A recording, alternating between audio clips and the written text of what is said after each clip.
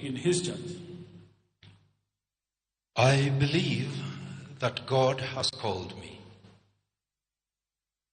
Francis, do you accept the Holy Scriptures as revealing all things necessary for eternal salvation through faith in Jesus Christ?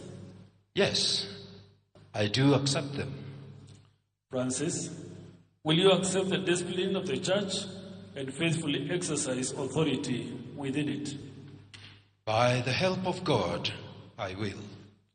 Francis, will you be diligent in prayer, in reading the Bible, and in all studies that will deepen your faith and knowledge of the Word of God and enable you to uphold the truth of the gospel against error?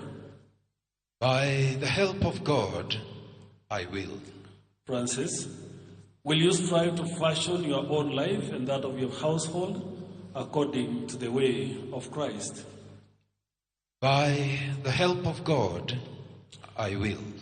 Francis, will you promote unity, love, and reconciliation among all Christians, and especially those whom you will serve? By the help of God, I will.